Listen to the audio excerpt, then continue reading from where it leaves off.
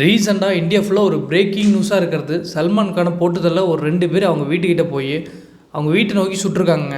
அந்த குறிப்பிட்ட நேரத்தில் சல்மான் கான் என்ன பண்ணிகிட்டு இருந்தாருங்கிறதையும், இதுக்கு பின்னாடி யார் இருக்கா, இந்த ஸ்கெட்சை யார் போட்டு கொடுத்தா, சல்மான் கானோட உண்மையான முகம் என்ன, இதை பற்றி ஃபுல் டீட்டெயிலாக இந்த வீடியோவில் பார்க்க போகிறோம். வணக்கம், நான் உங்கள் வெற்றி. வாங்க வீடியோக்குள்ள போகலாம்.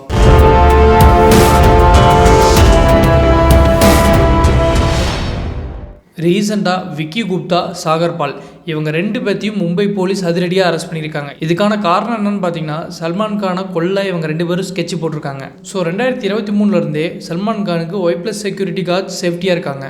இப்படி இருந்துமே பார்த்தீங்கன்னா, அவங்க டீ சாப்பிட்டு வர போயிட்டு அந்த மாதிரியான கேப்பை யூஸ் பண்ணி இவங்க விடிகாலையில் 5 மணிக்கு சல்மான் கான் வீட்டை நோக்கி சுட்டிருக்காங்க. இதில் நல்ல வேலையாக சல்மான் கான் இதில் பாதிக்கப்படல. அவர் ஏதோ ஷூட்டிங் விஷயமா வெளியூர் போயிட்டார் போல இருக்கு. இவங்க ஆளே இல்லாத வீட்டை பார்த்து சுட்டிருக்காங்க. அதுக்கப்புறம் அந்த சுட்ட 2 பேர்த்தையும் போலீஸ் ஒரு வழியே ட்ராக் பண்ணி ஒரு வில்லேஜில் போய் பிடிச்சிருக்காங்க. அப்புறம் இவங்களை தூக்கிட்டு போய் அந்த இன்வெஸ்டிகேஷன் ஆஃபீஸ்ட்டை ஒப்படைச்சு நொங்கு எடுத்துட்டாங்கன்னு தாங்க சொல்லணும். இவனுங்களை இன்வெஸ்டிகேட் பண்ணதில் இவங்க 2 பேரை சொல்லியிருக்காங்க. அதாவது அன்மோல் பிஸ்னாய், லாரன்ஸ் பிஸ்னாய். லாரன்ஸ் பிஸ்னாய் பார்த்தீங்கன்னா திகார் ஜெயிலில் தான் இருக்கார். அதே அன்மல் பிஸ்னாய் பார்த்தீங்கன்னா யூஎஸில் இருக்கார். சரி, இவங்க யாருன்னு கேட்டிங்கன்னா, ஊருக்குள்ளே அங்கங்கே கூலிப்பட இருப்பாங்களே, அதே மாதிரி இவங்க பஞ்சாபில் ஒரு இதே மாதிரியான ஒரு கேங்கை வச்சு மெயின்டைன் பண்ணிட்டு வராங்க. ஸோ இந்த 2 பேருமே மாட்டினதுக்கப்புறம் ரீசெண்டாக பார்த்தீங்கன்னா, இந்த அன்மல் பிஸ்னாய் ஒரு சோசியல் மீடியாவில் போயிட்டு ஒரு போஸ்ட் ஒன்று போடுறாரு. அதில் என்ன சொல்கிறாருன்னா, எப்பா சல்மான், நாங்கள் இப்போ காமிச்சது வெறும் ட்ரெய்லர் தான், மெயின் பிக்சரே இதுக்கப்புறம் தான் இருக்குது. நீ ஒழுங்காக நான் சொல்கிறத கேட்டிங்கன்னா உயிர் தப்பிப்ப, இல்லாட்டி கூடி சீக்கிரம் உன்னை போட்டு தள்ளிடுவோம், அந்த மாதிரியான மிரட்டலையும் விடுறாரு. இன்னொன்று கூடவே நாங்கள் தாவூதியும் பார்த்தாச்சு, அவரோட ரைட் ஹேண்ட் சோட்டா சைக்கிளையும் பார்த்தாச்சு, அப்படிங்கிற மாதிரியான ஒரு கேலியாக நக்கலாக பேசி அவங்கள தாழ்த்தி பேசி இவங்களை உயர்த்தி பேசி ஒரு பயங்கரமான பில்டப்பை இவர் கொடுக்குறாரு. சரி, யாருப்பா இவங்களுக்கும் சல்மான் கானுக்கும் என்ன பிரச்சனை அப்படிங்கிற மாதிரி கேட்டிங்கன்னா, 1998 நம்ம தலைவன் பார்த்தீங்கன்னா ஜோத்பூரில் ஒரு ஷூட்டிங்கில் போகிறப்ப அங்கே அந்த ஃபாரஸ்ட்டில் இருந்த ஒரு 2 மானை சுட்டு கொண்டுட்டார். அந்த ஊர் மக்கள் பார்த்திங்கன்னா அந்த குறிப்பிட்ட ஒரு மானை பாதுகாத்துட்டு வராங்க. இன்னொன்று அதை ஒரு கடவுளாகவே அந்த ஊர் மக்கள் பார்க்குறாங்க. அப்படி இருந்த மானை இவர் சுட சுட சாப்பிட்டாரு. அதனால் அந்த ஊர் மக்கள் சும்மா விடுவாங்களா? போய் கம்ப்ளைண்ட் பண்ணிட்டாங்க போலீஸ்கிட்ட. அதுக்கப்புறம் தாங்க ஒரு மிகப்பெரிய பிரளயமே வெடிச்சிருச்சுன்னு சொல்லலாம். ஏன்னா அந்த கேஸ் ஆரம்பித்து ஒரு 20-25 வருஷம் ஆச்சு. இப்போ வரைக்கும் இவரை விட்டப்பாடு இல்லை அந்த கேஸு. சரி, இதுக்கும் அதுக்கும் என்ன சம்மந்தம்னு பார்த்தீங்கன்னா, இந்த அன்மல் பிஸ்னாய், லாரன்ஸ் பிஸ்னாய் இவங்க 2 பேரும் பார்த்தீங்கன்னா அந்த சொன்னல அந்த கிராமத்தோட மக்களில் இவங்களும் ஒரு குட்டி பையனாக அந்த காலத்தில் இருந்திருக்காங்க. அந்த காலத்தில் சாதாரணமாக ஒரு குட்டி பையனாக தான் இருந்திருக்காங்க. ஆனால் வளர்ந்ததுக்கப்புறம் ஒரு கேங்ஸ்டராக மாறிட்டாங்க. சரி, இந்த கேங்ஸ்டராக இருக்கமே, இதை யூஸ் பண்ணி நம்ம ஏதாச்சும் த்ரெட் பண்ணலாங்கிற ஒரு இவங்களோட கேங்கை ப்ரொமோட் பண்ணுறதுக்காகவும் அடிக்கடி சல்மான் கானுக்கு ஒரு த்ரெட் மெசேஜ் மாதிரி கொடுத்து இவரை டென்ஷன் ஆக்கிறதா இவங்க வேலையே. அப்படி தான் இதை சோசியல் மீடியாவில் பார்க்குறாங்க. ஏன்னு கேட்டிங்கன்னா, அந்த 2 பிஸ்னாயும் அந்த வில்லேஜை சேர்ந்தவங்களாக இருந்தாலும் இவங்களோட பர்சனல் வெஞ்சன்ஸ்க்காக இவரை மிரட்டுற மாதிரி தெரியலை. இவங்களோட கேங்கை ப்ரொமோட் பண்ணுற மாதிரி தான் ஓப்பனாகவே தெரியுது. அந்த ஒரு காரணத்தினால தான் பப்ளிக் இதை அப்படி தான் பார்க்குறாங்க. சரி, இந்த பக்கம் சல்மான் கான் சாதாரண ஆள்னு நினச்சிங்களா? அவர் ஒரு அண்டர் கிரவுண்ட் டான்னே சொல்லலாம். பார்க்குறது அவர் ஒரு பாலிவுட் சூப்பர் ஸ்டார், அந்த மாதிரி நிறைய டைட்டில்ஸ் வச்சுருக்கலாம். ஆனால் உண்மையாலுமே அவரும் ஒரு அண்டர் கிரவுண்ட் டான் தாங்க இன்டெரக்டாக. என்ன, அவர் தப்பான செயல்களில் அவரை ஈடுபடுத்திக்கிறதுல, உதாரணத்துக்கு இந்த ரவுடிசம் அந்த மாதிரி சொல்கிறேன். பட் ஆனால் இவருக்கு மிகப்பெரிய இன்ஃப்ளூயன்ஸான பர்சன்ஸ் எல்லாமே கைக்குள்ளே இருக்காங்க. உதாரணத்துக்கு சொல்லணும்னா, அந்த காலத்துலேருந்து இந்த காலம் வரைக்கும் பாலிவுட் இண்டஸ்ட்ரியை ரூல் பண்ணுறதே டி கம்பெனி தாங்க. அதாவது தாவூத் கம்பெனி. ஏன்னா எந்த படத்தில் எந்த ஹீரோயின் யார் கூட நடிக்கணும், எந்த ஹீரோ யார் கூட நடிக்கணும், எந்த ப்ரொடியூசர் எந்த படத்தை எந்த பட்ஜெட்டில் எடுக்கலாம், இந்த மாதிரி நிறைய விஷயங்களை தீர்மானிக்கிறதே டி கம்பெனி தாங்க. அப்போ இருந்து இப்போ வரைக்கும் அதே கதை தான். ஸோ இது சல்மான் கானுக்கு மட்டும் பொருந்துமான்னு கேட்டால் கிடையாது. சல்மான் கான், ஷாருக் கான், அமீர் கான், இந்த மாதிரி என்ன கான் இருந்தாலும் எல்லாத்துக்குமே இது பொருந்தும். எல்லா பாலிவுட் ஆக்டர் ஆக்ட்ரஸ் எல்லாத்துக்கும் இது பொருந்தும். ஸோ சல்மான் கான் பார்த்திங்கன்னா அந்த காலத்துலேருந்து இந்த காலம் வரைக்கும் இண்டஸ்ட்ரியில் இருக்கார். இவர் 1995 அந்த காலகட்டங்களிலேயே ரொம்ப பீக்கில் இருந்தவர். அதனால் இவர் டி கம்பெனியோட ரொம்ப ஒரு லிங்கில் தான் இருந்தாருன்னு சொல்லணும். ஏன்னா வர வழி இல்லை, டி கம்பெனி இவங்களை விட மாட்டாங்க. ஸோ அந்த ஒரு காரணத்தினாலையும் சொல்கிறேன். ஸோ இவங்களோட கான்டாக்ட்ஸ் இருக்கும்போது ஆட்டோமேட்டிக்காக தாவூத் கான்டாக்ட்ஸ், அந்த சோட்டா சகில் இவங்களோட கான்டாக்ட்ஸ்லாம் ஃப்ரீக்வெண்ட்டாக இவர்கிட்ட கிடச்சிருது. அதனாலேயே ஒரு ரொம்ப பாலிவுட்டில் ஒரு ரொம்ப இன்ஃப்ளூயன்ஷியல் பர்சனாகவே இருக்கார். அதாவது ஹீரோ அப்படிங்கிறவரே ஒரு நேச்சுரலாகவே ரொம்ப இன்ஃப்ளூயன்ஸாக தான் இருப்பாங்க செலிபிரிட்டிஸ் அந்த ரேஞ்சில் இருக்கிறவங்களே. இவர் அதையும் தாண்டி ஒரு படி அந்த கேட்டகரியில் இவர் வராரு. ஸோ இது மட்டும் இல்லாமல் சல்மான் கானுக்கு ஒரு பர்சனலாக ஒரு கன்னும் வச்சுருக்காரு. அதுவும் இல்லாமல் இவரை சுற்றி எப்பயுமே ஒரு ஆர்ம்டு வெஹிக்கிள் சுற்றிக்கிட்டே தான் இருக்கும். அதுக்குண்டான ரைட்ஸ், பர்மிஷன் எல்லாத்தையும் இவர் வாங்கி வச்சுருக்காரு. ஸோ இந்த மாதிரியான செக்யூரிட்டிஸும் சல்மான் கானுக்கு கொடுக்கப்பட்டிருக்கு.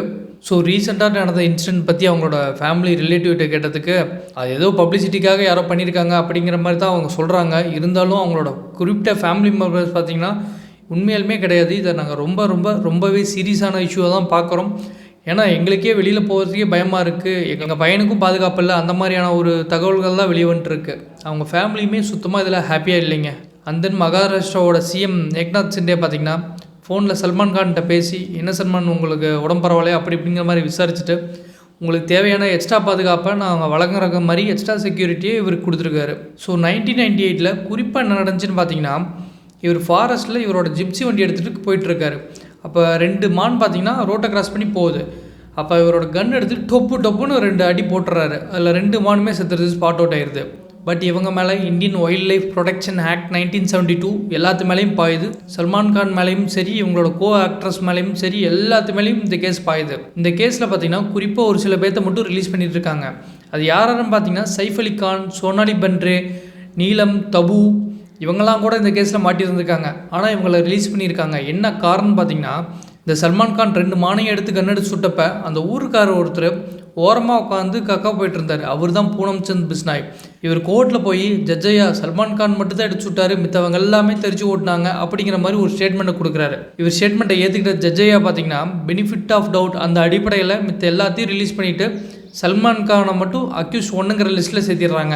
ஸோ இதுக்கப்புறம் இந்த கேஸோட ஃபுல் தலையெழுத்து இவர் மேலே விழுந்துருது. ஸோ பாலிவுட்டில் நிறைய ஆக்ட்ரஸ் பார்த்திங்கன்னா சல்மான் கானோட நடிக்கிறதுக்கே அவாய்ட் பண்ணிடுவாங்க. இதில் ரொம்பவே பாதிக்கப்பட்டது ஐஸ்வர்யா ராய் தாங்க.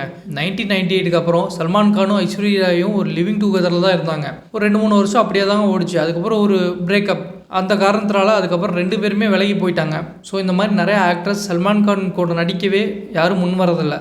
அதில் குறிப்பாக டாப்பில் இருக்கிறது பார்த்திங்கன்னா ஐஸ்வர்யா ராய் அவங்க ஒருத்தங்க, உர்மிளா மதோத்கர் இவங்க, சோனாலி பந்த்ரே, தீபிகா படுகோன் இவங்கெல்லாம் தாங்க ரொம்ப டாப் ப்ரியாரிட்டியாக சல்மான் கூட நான் நடிக்கவே மாட்டேன்னு தலைகீழ நடந்து போகிறவங்க. ரீசெண்டாக இந்த சுல்தான் மூவியில் கூட விராட் கோலியோட ஒய்ஃப் அனுஷ்கா சர்மாக்கு பதிலாக தீபிகா படுகோன் தான் நடிக்கிற மாதிரி இருந்துச்சு. ஆனால் இவங்க வேண்டாம் அப்படிங்கிற மாதிரி ஒதுக்கிட்ட காரணத்தினால தான் அவங்களே நடித்தாங்க. இல்லாட்டி அதில் இவங்க தான் நடிச்சிருப்பாங்க. ஸோ நம்ம சல்மான் பார்த்திங்கன்னா இந்த வேலை மட்டும் பார்க்காம நிறைய வேலைகள் பார்த்துருக்காரு. அதில் இன்னொன்று பார்த்திங்கன்னா 2002 ஒரு ஹிட் அண்ட் ரன் கார் கேஸில் மாட்டியிருக்காரு. ஹிட் அண்ட் ரன்னா நைட்டில் ஒரு குடி போதையில் வந்து எங்கேயோ பிளாட்ஃபார்மில் படுத்திருந்தவங்க மேலே அடிச்சிட்டாருங்க. அதில் கிட்டத்தட்ட ஒரு 5 பேர்த்து மேலே காரை ஏற்றிட்டாரு. அந்த ஃபேமிலியோட ஒருத்தர் பார்த்திங்கன்னா ஸ்பாட் அவுட் ஆகிட்டாரு. மித்த 4 பேர்த்துக்கும் பார்த்திங்கன்னா படுகாயங்கள். ஸோ இந்த மாதிரி தான் இருந்திருக்கு. இதில் குறிப்பாக அந்த ஃபேமிலியோட ஒருத்தர் தான் ஏர்னிங்ஸாக இருந்திருக்காரு. அப்படிப்பட்டவரை இவர் காரை ஏற்றி கொண்டிருக்கிறது அந்த ஃபேமிலியே ரொம்ப ஒரு வருத்தத்துக்குள்ளாக்கிடுச்சு. இன்னொன்று, அந்த ஃபேமிலியாக ஆல்ரெடி நடுத்தரில் தான் படுத்திருக்காங்க. அவங்கள போய் சம்பாதிக்கிறவங்கள கொன்ன உடனே அந்த ஃபேமிலிக்கு என்ன பண்ணுறதுனே தெரியலிங்க. இதை போய் சல்மான் கான்கிட்ட கேட்கும்போது, ஏங்க வண்டி ஓட்டுனது என் டிரைவர், நான் ஓரமாக உட்காந்து தூக்கிட்டு தான் வந்தேன், அந்த மாதிரியான ஒரு விஷயங்களே இவர் சொல்லியிருக்காரு. கோர்ட்டும் பார்த்தீங்கன்னா இன்ன வரைக்கும் அந்த கேஸில் ஒரு சாலிடான எவிடன்ஸ் கிடைக்காம இன்னும் கிடப்பில் தான் இருக்குது. இந்த கேஸ் பார்த்தீங்கன்னா சுப்ரீம் கோர்ட் வரைக்கும் போயிருச்சு. ஸோ இந்த வீடியோட ஹைலைட்ஸ் என்னென்னு பார்த்தீங்கன்னா, ஒரு ஆக்டராக சல்மான் கானை நல்லாவே ரசிக்கலாம். ஏன்னா அதுக்கு தகுதியான நபர் தான் அவரும். ஆனால் பர்சனல் லைஃப்பில் அவர் பண்ணுறது எல்லாத்தையும் நம்ம வந்து ரசிக்கவும் முடியாது, அக்செப்டும் பண்ணிக்க முடியாது. ஏன்னா அந்த மாதிரியான விஷயங்கள்லாம் அவர் தொடர்ந்து 2-3 கேஸில் பண்ணியிருக்காரு. ஸோ ஒரு ஆக்டரை நம்ம எந்த அளவுக்கு ரசிக்கணுமோ அது வரைக்கும் தான் ரசிக்கணும். அதுதான் நமக்கும் நல்லது, அதுதான் அவருக்கும் நல்லது. அப்போ தான் அவங்களும் ஒழுங்காக இருப்பாங்க, நாமளும் கரெக்டான லிமிட்டில் அவங்கள நம்ம ரசிப்போம். இப்போ பாதிக்கப்பட்ட அந்த ஃபேமிலி இருக்குது, அவங்களோட குடும்ப தலைவன் இறந்துட்டான். பணத்தை மட்டுமே கொடுத்து அந்த குடும்பத்தோட பிரச்சனையை சால்வ் பண்ணிடலாம். ஆனால் அந்த செத்துப்போன நபர் என்ன பாவம் பண்ணார் இவருக்கு? ஸோ 1000 தான் இருந்தாலும் ஒரு உயிர் அனாவசியமாக போகிறதுக்கு இவர் காரணமாக அமைஞ்சிட்டாரு. ஸோ இந்த மாதிரியான ஒரு டஃப் சுச்சுவேஷனில் நீங்கள் மாட்டியிருக்கீங்கன்னு வச்சுக்கோங்க.